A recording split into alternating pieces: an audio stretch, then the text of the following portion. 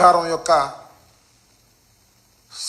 దాని కెపాసిటీని చూసుకోకుండా విచ్చలవిడిగా వాగ్దానాలు ఇచ్చారు. ఆ వాగ్దానాల్లో ఏ ఒక్క వాగ్దానాన్ని నెరవేర్చక ప్రజల్ని మభ్యపెడుతూ ఉంటే ప్రజల్లో తీవ్రమైనటువంటి వ్యతిరేకత వస్తున్న సందర్భాన్ని పురస్కరించుకొని రకరకాల డైవర్షన్స్ చంద్రబాబు నాయుడు గారు ఆయన కూటమి ప్రభుత్వం చేస్తున్నది. మొన్నటిదాకా తిరుపతి లడ్డు గురించి చాలా పెద్ద కథనే నడిపారు. ఏమీ లేకపోయినా దాన్ని చాలా పెద్ద జాతీయ స్థాయిలో జగన్మోహన్ రెడ్డి గారు ఏదో కల్తీ నెయ్యితో లడ్డూ తయారు చేశారనేటువంటి ఒక విష ప్రచారాన్ని చేశారు. ప్రజలు ఎవరు నమ్మలేదు. మళ్ళా ఇవాళ ఒక కొత్త విష ప్రచారాన్ని బయటకు తీసుకొచ్చారు. అదేమిటంటే కాకినాడ సీపోర్ట్లో అరవిందో ఇంటర్నేషనల్ కంపెనీ 41% వాటాలను కొనుక్కుంటే, పరస్పర అంగీకారంతో కొనుక్కుంటే, దీనికి అంతా కారణం జగన్మోహన్ రెడ్డి గారు, సుబ్బారెడ్డి గారు, సాయిరెడ్డి గారు, సుబ్బారెడ్డి గారి కుమారుడు, సాయిరెడ్డి గారి అల్లుడు, వీళ్ళందరూ కలిసి గొంతు మీద కత్తి పెట్టి ఈ అగ్రిమెంట్ చేయించారని ఆఫ్టర్ 4.5 years ఇవాళ బయటకు తీసుకొచ్చి రాద్ధాంతం చేసేటటువంటి ప్రయత్నం చేస్తున్నారు. సింపుల్. చంద్రబాబు నాయుడు గారి మూఢసాపరండి అనేక సందర్భాల్లో రాజశేఖర రెడ్డి గారు చెప్పారు, మొన్న జగన్మోహన్ రెడ్డి గారు చెప్పారు. చాలామందికి తెలుసు కూడా. తాను చెయ్యాలనుకున్న దాన్ని ముందు ఎవరి చేతో పత్రికల్లో కదిపించటం, పచ్చరాతలు రాయించటం, తర్వాత ఏదో జరిగిపోయిందని రోజు ఒక కథనం. కాకినాడ సీపోర్టు గురించి కూడా మొన్నటిదాకా ఏమీ తెలియనట్టుగా ఉన్నటువంటి ఈనాడు పత్రిక కానీ వారికి సంబంధించినటువంటి పత్రికలు కానీ పుంఖాలుగా కథలు రాస్తూ ఉన్నారు. ఇవాళ కూడా ఫ్రంట్ పేజీలో, ఈనాడు ఫ్రంట్ పేజీలో లెక్కలేసి కొట్టేశారు. మామూలు కాదు, లెక్కలేసి కొట్టేశారంట. కాకినాడ పోర్టు సెజ్లో వాటాలు గుంజుకున్న కేసులో ఆ ఆడిటింగ్ కంపెనీ విజయసాయిరెడ్డికి నామినీ అంట. ఈ auditing company PK Sridhar and సంతానం ఎల్ఎన్పి. ఇది సాయిరెడ్డి గారికి బినామీగా ఉందంట, ఆయన నామినీగా ఉందంట. నాకు అర్థం కాల. ఏదైనా నామినీలు ఉంటే బ్యాంక్ అకౌంట్లకు నామినీలు ఉంటారు, ఆస్తులకు నామినీలు ఉంటారు, కానీ ఈ చార్టర్డ్ అకౌంటెంట్స్ కూడా నామినీలు ఉంటారు అనేది కొత్తగా చెప్తున్నారు ఈనాడులో. విజయసాయిరెడ్డి గారు ఈజ్ ఎ సర్టిఫైడ్ ఆడిటర్. ఆయనకు విస్తృతంగా పరిచయాలు ఉంటే ఉండొచ్చు. అందువల్ల ఆయన నామినీ అంట, ఆయన చెబితే చేసిందంట. ఇట్లాంటి కట్టుకథలు ఆ రోజున ఏమయ్యారని అడుగుతా ఉన్నా. ఆ రోజు మీరు రాసినట్టుగా లేరు ఆ రోజు జరిగినప్పుడు. ఇవాళ మాత్రం మీరు ఇలాంటివి రాస్తారు. ఏమంటారు దీనిలో? వాళ్ళ చేత ఆడిటింగ్ చేయించి ప్రభుత్వానికి 965 కోట్ల రూపాయలు కట్టాల్సి వచ్చిందని చెప్పి మళ్ళీ ఈ వాటాలు అయిపోయిన తర్వాత దాన్ని తగ్గించేసి కేవలం 9 కోట్ల రూపాయలే చూపించారు. ఇదంతా కూడా పెద్ద నాటకం అని ఒక కథ అల్లేటటువంటి ప్రయత్నం చేస్తున్నారు.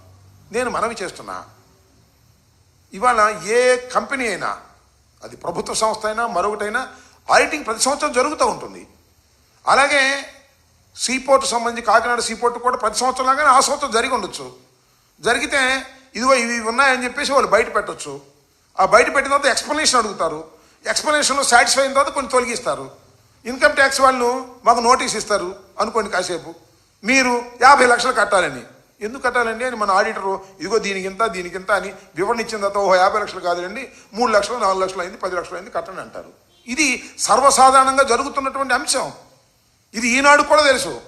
కానీ ఈనాడు విష ప్రచారం చంద్రబాబు నాయుడు గారు చెప్పడం కొంప కొల్లేరైపోయింది. మొత్తం కేవీ రావు గారి మీద గొంతు కత్తి పెట్టేసి మొత్తం లాగేసుకున్నారు, దోపిడీ చేసేశారు అని చెప్పి ప్రజలను నమ్మించాలని. అసలు లాజిక్గా నిలబడదా? అసలు చట్టానికి నిలబడదా? ప్రజలు నమ్ముతారా నమ్మరా? ఇవన్నీ అనవసరం.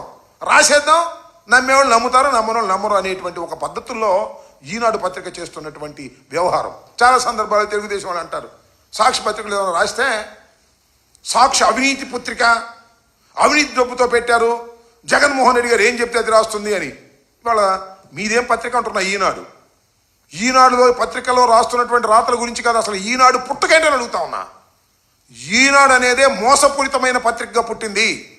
ఇవాళ నేను మనవి చేస్తున్నా, ఇవాళ రామోజీ ఫిల్మ్ సిటీలో కానీ, లేదా చిట్ ఫండ్స్ కానీ, మార్గదర్శి చిట్ ఫండ్స్ కానీ, మార్గదర్శి ఫైనాన్షర్స్, ఇవాళ నేను మనవి చేస్తున్నా, ఇవాళ హైదరాబాద్ హైకోర్టులో మార్గదర్శి ఫైనాన్స్ కథ నడుస్తూ ఉంది. రామోజీరావు గారు చట్ట విరుద్ధంగా డిపాజిట్లు సేకరించాడు అనేది చాలా స్పష్టంగా ఇవాళ ఆర్గ్యుమెంట్ జరుగుతూ ఉన్నాయి. ఉండవల్లి అరుణ్ కుమార్ గారు వేసిన పిటిషన్లో. అంత అవినీతి పుత్రిక మీది ఈ పత్రిక. చంద్రబాబు నాయుడు గారు కాపాడుతున్నటువంటి పత్రిక ఇది. చంద్రబాబు నాయుడు గారి కోసం కథలు రాసే పత్రిక ఇది.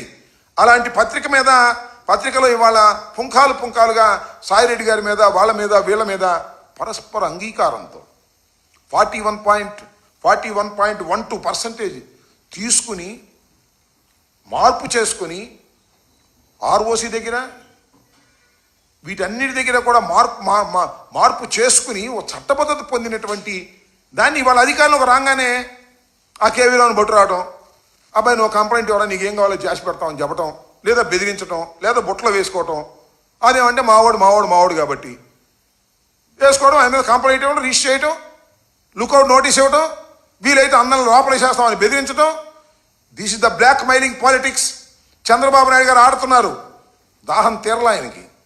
ఇన్ని కోట్లు సంపాదించినా, ఇన్ని ఆస్తులు సంపాదించినా దాహం తీరలా. జగన్మోహన్ రెడ్డి గారి మనుషులు కానీ, జగన్మోహన్ రెడ్డి గారికి సన్నిహితంగా ఉండేవాళ్ళు కానీ, ఆయన సామాజిక వర్గానికి సంబంధించిన వారు కానీ డబ్బులు సంపాదించుకుంటే సహించకూడదు. వాళ్ళు సంపాదించుకుంటే రేపు ఏదైనా మన అధికారానికి ఇబ్బంది వస్తుందనేటువంటి ఉద్దేశంతో నేను మనవి చేస్తున్నా.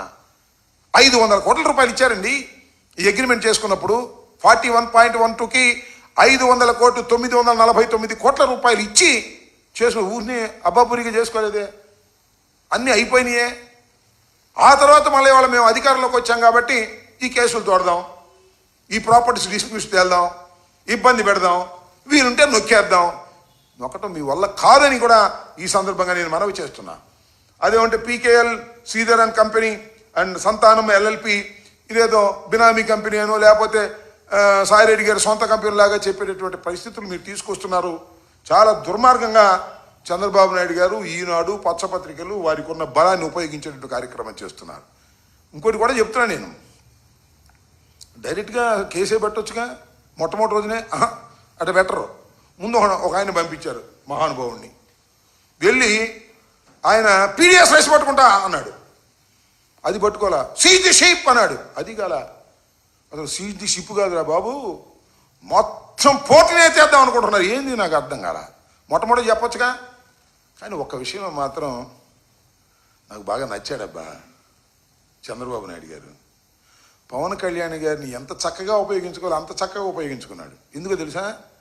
ఈ కేవీ రావు అనే వ్యక్తి చంద్రబాబు నాయుడు గారి బినామీ అని, చంద్రబాబు నాయుడు గారే పోర్టు కట్టబెట్టాడని భీంకాలు పలికాడు. ఎవరు? పవన్ కళ్యాణ్ గారు. ఎప్పుడు? 19